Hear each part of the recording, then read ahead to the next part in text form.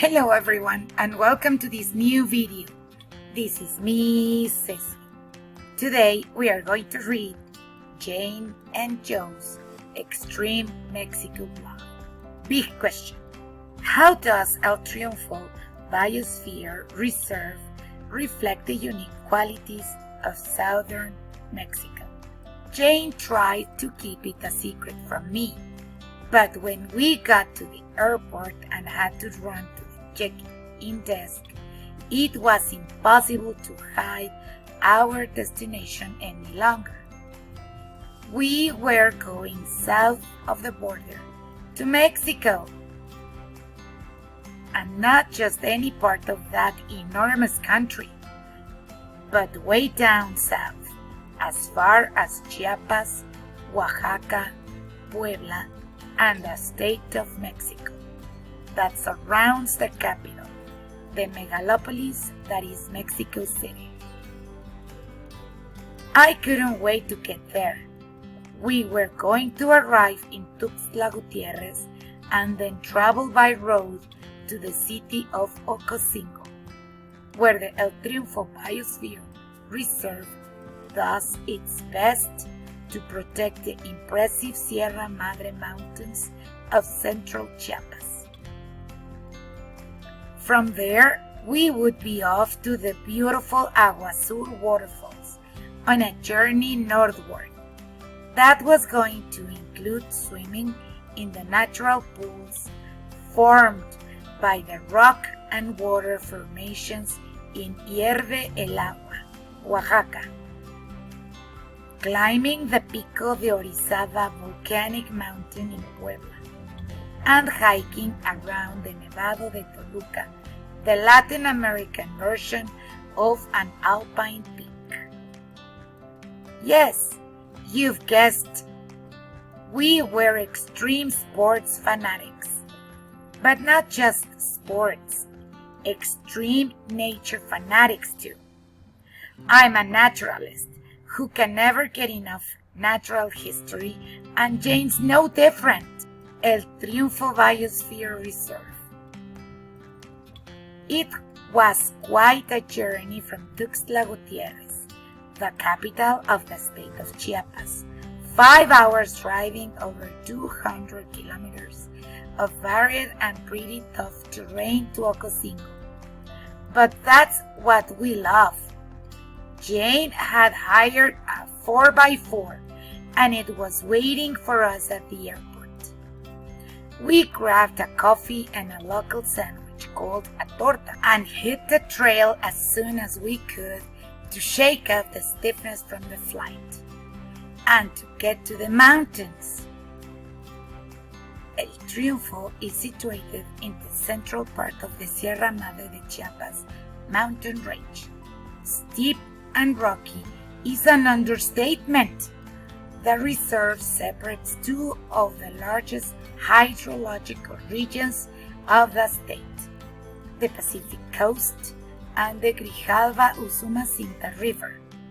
It is an endemic area for many different groups of plants and animals. El Triunfo is well known for being the most diverse evergreen cloud forest in Mexico and one of the most important sites for bird migration. Incredible flora and fauna. The reserve is covered with evergreen seasonal forest and nature nerd alert, montane rainforest and lower montane rainforest that contain an unusually high proportion of endemic plants.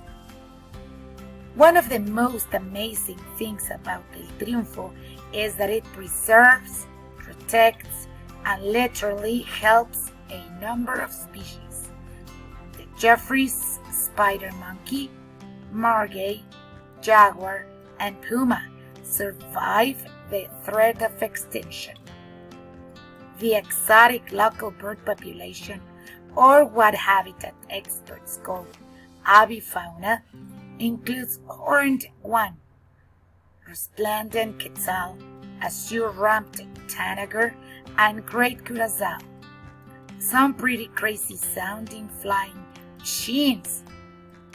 Joe was inspired to learn some pre-Hispanic words and to try to quiz the local people about ancient times when he found out Quetzal comes up in a Mesoamerican literature.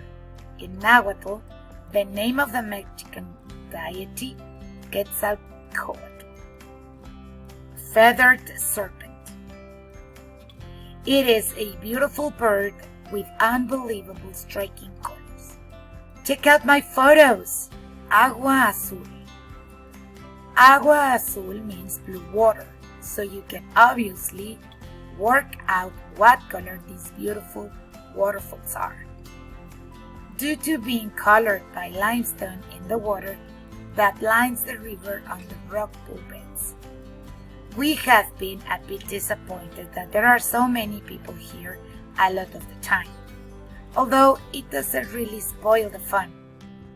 Some kind locals told us about the Miss Cecy waterfall, which, like Agua Azul, is also just up the road from Ocosingo to Palenque. We drove there to see what the fuss was about, and believe me, seeing a 35-meter-high waterfall crashing down right in front of you is pretty mind-blowing. The more rain, the better for waterfall power, but during the rainy season, the water gets a lot darker as the river brings down deposits of mountain mud. Such a shame that we could only pay a passing visit to the 7th century ruins of the Mayan city Palenque, now a national park, as we were on such a tight schedule on this trip. I promise we'll come back and do a full report one day. If any of you guys come down, please take more photos than we had the chance to. Back on the road again. We were almost too exhausted from swimming to keep up with our schedule, but it was so nice to get some sun and be outside all day. After a very big meal, we made a race out of driving back to Tuxtla. Jane worked out the start and end points of our 40-kilometer section of the journey, so we could see who was the best driver. Of course, we drove following the highway code and local laws. Safety first. Although Jane and I always enjoy being competitive, we stopped for a rest after the second section and drove the next 40 kilometers without as we ate in the car. The last couple of hours of the journey, we were quite tired, so we decided not to compete for those either. From Tuxtla, we got a bus over the state border into Oaxaca and the lush Istmo de Tehuantepec region. A good guidebook tip said, get the best second-class transport you can get for this journey, as it'll stop more than the first-class bus.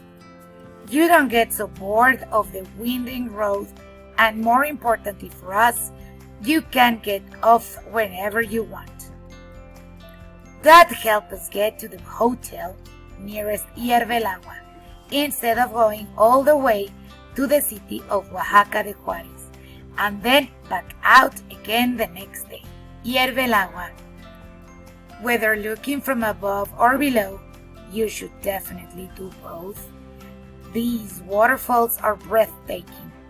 The falls are formed by carbonated water running from springs at the top of the cliff, which project the water out over the formation, creating new petrified layers.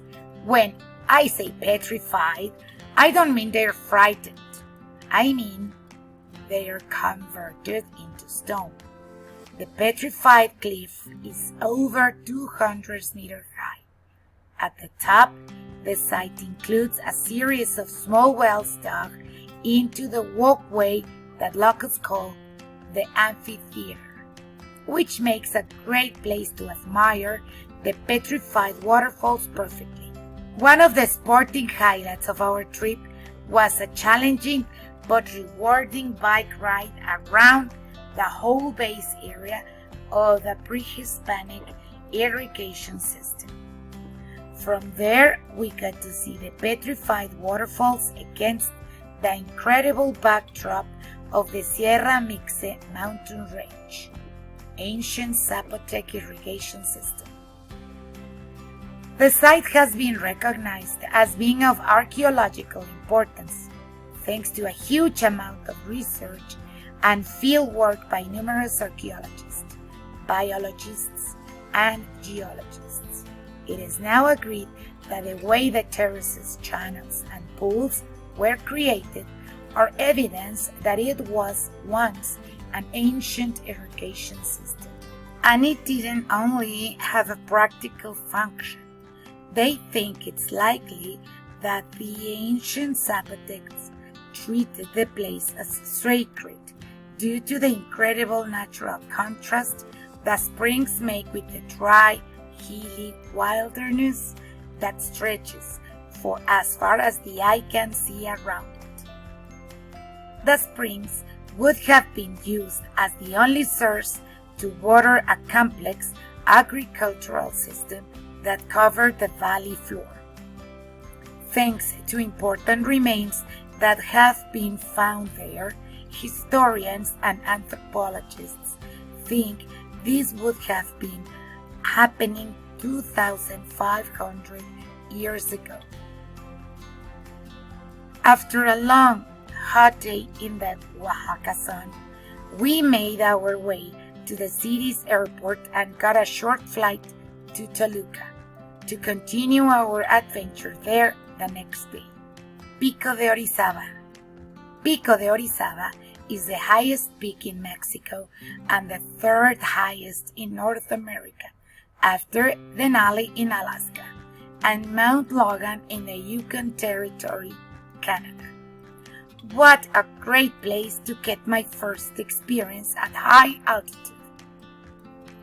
El Pico de Orizaba, known as Citlaltépetl, which means Star Mountain, is a striking volcano.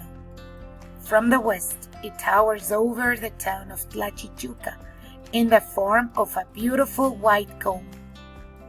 The glacier begins at around 4,900 to 5,000 meters above sea level and covers the upper part of the mountain. Recent belief between climbers is that its official height is 18,490 feet, within a margin of 50 feet. But it's been a point of argument for many years. With so much to see, I'll be surprised if we make our flight out of Mexico City tonight. Nevado de Toluca. A well-known national park in the state of Mexico is the now long extinct volcano Nevado de Toluca, which is also known as Simantecatl, a name that means naked man, due to its shape in a creative combination of the ancient languages Matlatzinco and Nahuatl. Mexico's fourth highest peak, the Nevado, has two summits in the crater rim.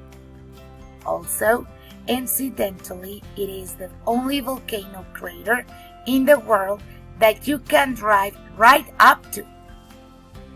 The lower summit is Pico del Águila, 4,620 meters, and the highest summit is called Pico del Fraile, 4,704 meters. Talk about steep slopes. We go there as early as we could, as there's a greater chance of clear view in the morning. Even though we consider ourselves knowledgeable, even experts, in most things extreme sports and extreme nature, we were glad we hired a local guide, Marco Perez. Knew a lot more than us about local history, and that was a great way to get to understand the place.